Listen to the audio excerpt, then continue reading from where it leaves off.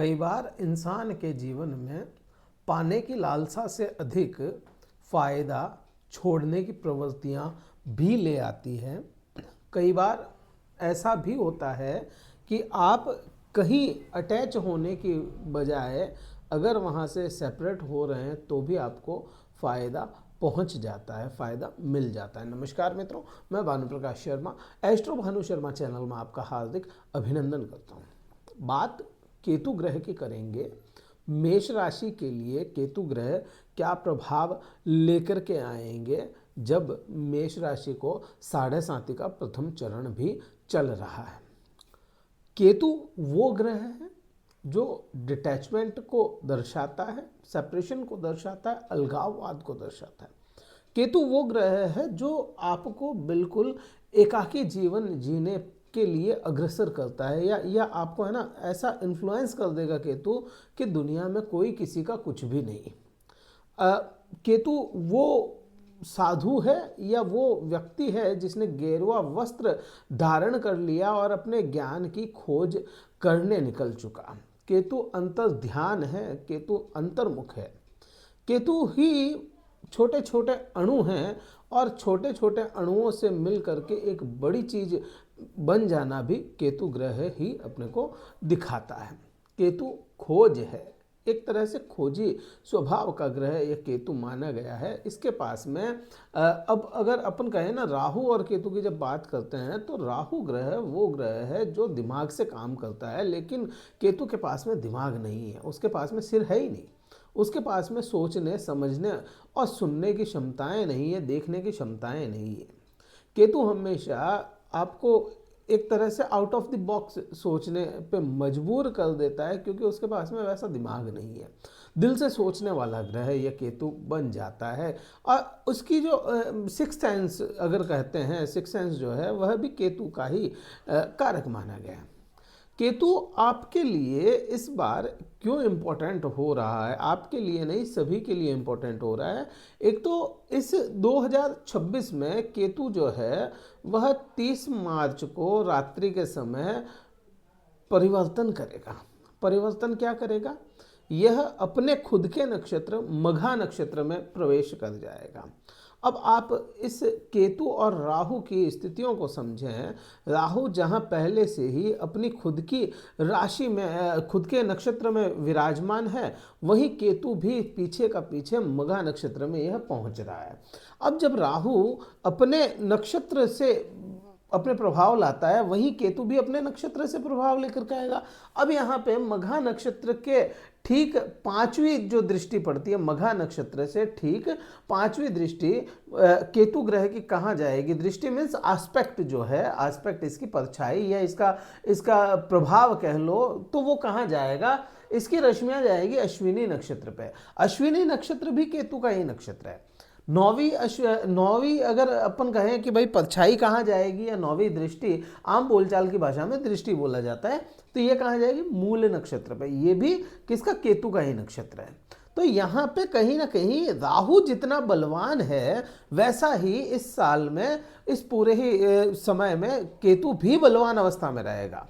अब ये राहु और केतु है ना सीसॉ की तरह है, एक अच्छा ले जाता है, एक बुरा ले जाता है, ऊपर नीचे इनका प्रभाव चलता रहता है। अब यहाँ पे मैं केतु की बात करता हूं जब, तो पंचम भाव में केतु ग्रह का विराजमान हो जाना, क्योंकि केतु क्या है? खोजी स्वभाव का है। ये खोज करना निरंतर, यह केतु का स्वभाव है। तो यहाँ पे जब पंचम भाव की बात करते हैं तो ये भाव जो है शिक्षा का भाव है। यहाँ शिक्षा के लिए आपको अंदर से ही फील आने लग जाए, विद्यार्थियों के लिए बात कर रहा हूँ, कि अंदरूनी फील आने लग जाए कि हमें अब करना है, कुछ ना कुछ बड़ा करके यहाँ से निकलना है। तो ये प्रभाव केतु का विद्यार्थियों पे आएगा। प्रेम संबंधों की जब बात करें तो केतु आध्यात्मिक ग्रह है, इसको सात्विक प्रेम से मतलब है, इसको है ना सांसारिक प्रेम समझ नहीं आता केतु को बिल्कुल भी संसार का ज्ञान नहीं है, उसको आध्यात्म का ज्ञान है। तो यहाँ पे आपके साथ में ये जरूर हो जाएगा, जो केवल क्षणिक प्रेम है, प्रेमी जोड़ों की मैं बात कर रहा हूँ, या एक शारीरिक प्रेम है, तो वह दूर होना है इस समय में। हाँ, आपके सच में आत्मीयता किसी के साथ में है तो उसके कोई फर्क नहीं आएगा, लेकिन यहाँ पे प्रेम संबंधों में कहीं ना कहीं तकरार जरूर अपने को समझ में आती है। फिर यहाँ से संतान सुख की बात करें। अब संतान सुख के बात जब करेंगे तो एक चीज को समझें कि जो मैलेफिक ग्रह हैं ना जितने भी, जैसे सूर्य हो गया, शनि हो गया, राहु हो गया, मंगल हो गया, केतु हो गया, ये सारे ग्रह संतान उत्पत्ति में कारक हैं, क्योंकि इनकी क्रूरता या इनका अग्रेशन या इनकी ताकत जो है ना वो होती है। स्पेशली केतु जो है वह भी संतान देने का कारक ग्रह है। तो यहाँ पे कहीं ना कहीं संतान सुख की बात करें कि भाई जिन लोगों को कंसीव नहीं हो रहा, संतान नहीं हो रही, मैं बात वो नहीं कर रहा कि जिनके संतान है और उनको मिलेगा सुख, वो बात नहीं है। बात यहाँ पे संतान प्राप्ति की अगर करूं तो संतान प्राप्ति की योग तो यह केतु जरूर खोल रहा है। अब बात करूं जिन लोगों के लिए, उन लोगों के लिए कि भाई जिनके संतान है और उनको परेशानी कोई आ रही है, तो यहाँ पे केतु जो है वह मति भ्रम करके रखेगा आपकी संतान की, तो आपको संतान पे विशेष ध्यान दे करके रहना पड़ेगा। अदरवाइज यह केतु क्या करेगा, कहीं ना कहीं आपके संतान का पथ भ्रम कर देगा। तो ये प्रभाव भी अपने को समझ में आता है। फिर यहाँ से मैं कहें कि भाई दृष्टि संबंध, जब दृष्टि संबंध की बात करें तो राहु, केतु और बृहस्पति ग्रह, इन तीनों ही ग्रहों की दृष्टियां समान है। एक जैसी मीन्स प्रभाव तो अलग होंगे क्योंकि ग्रह अलग है, लेकिन एक जैसी देखते हैं। अब यहां से पांचवी दृष्टि यह जब देखते हैं, केतु ग्रह पांचवी दृष्टि जहां जाएगी, एस्पेक्ट जाएगा। दृष्टि का मतलब एस्पेक्ट, फिर कह रहा हूं क्योंकि इसके पास में आंखें नहीं है। एस्पेक्ट जो इसका है वह कहां जाएगा, 9वें भाव पे। अब केतु जैसा ग्रह यहां इस भाव को देखे, अब इसी भाव को बृहस्पति यहां से देखे, तो यह क्या कहता है कि भाग्य में परेशानी तो नहीं है, लेकिन केतु क्या है, धर्म है, धर्म का भाव है। ये 9वां भाव जो है ना धर्म का भाव है, केतु क्या है, धर्म है। तो यहां पे आपको धार्मिक जरूर बना देगा।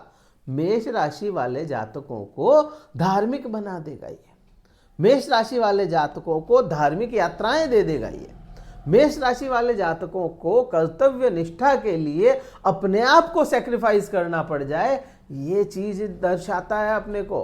आप अपने कर्तव्य, आप अपने ड्यूटीज फॉलो करने के लिए खुद को सैक्रिफाइस कर जाएं, रिश्तों को बचाने के लिए खुद को सैक्रिफाइस कर जाएं, ये अपने को यहाँ पे दर्शाता है। और जब सैक्रिफाइस करेंगे और उसका प्रभाव क्या आएगा, वो आप सारा दोष कहाँ डालोगे, साढ़े साथी पे, कि मेरी साढ़े साथी चल रही थी, प्रथम चरण में मैंने इतने सेक्रीफाइसेस किए और आज मुझे क्या मिल रहा है, कुछ नहीं। ये चीज़ें होती है, ये होता है और इसका प्रभाव भी आपको देखने को मिलेगा।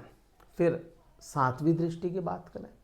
7वीं दृष्टि बहुत महत्वपूर्ण है क्योंकि वहां पे केतु काम नहीं करेगा उतना जितना राहु काम करेगा। 180 डिग्री पे राहु है केतु से, तो आपके कहाँ, 11वें भाव में, और 11वें भाव में बैठा हुआ राहु एनी हाउ लाभ दिलवा देता है, जीवन में लाभ देता है।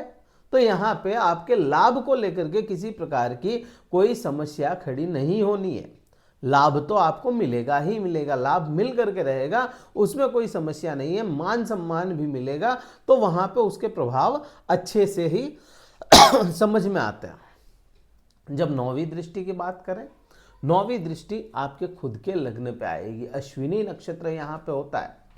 अब आप समझो कि केतु खुद के नक्षत्र में खुद के नक्षत्र को देख रहा है या आपको खुद को आपके राशि को देख रहा है। जब भी केतु खुद की राशि को देख ले अपनी दृष्टियों से, तो ऐसा इंसान जो होता है ना, थोड़ा सा कंजर्वेटिव नेचर का हो जाता है।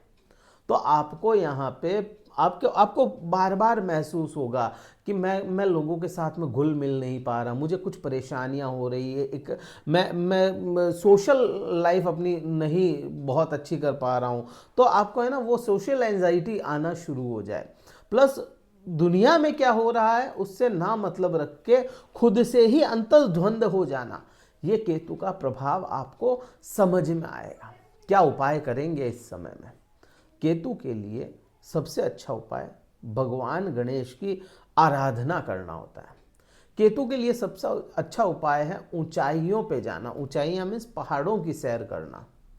केतु के लिए आप चाहें तो मंदिर के शिखर जो होता है, मंदिर का शिखर, उसके दर्शन करें। मंदिर जाने से पहले मंदिर के शिखर को प्रणाम करें। तो ये प्रभाव, आपके जो केतु के बुरे प्रभाव जो मैंने बताए, वह कम होते चले जाएंगे और इसके प्रभाव भी अच्छे देखने को मिलेंगे।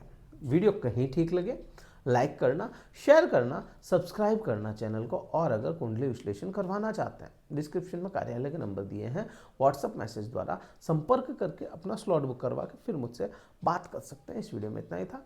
जय हिंद, वंदे मातरम, भारत माता की जय।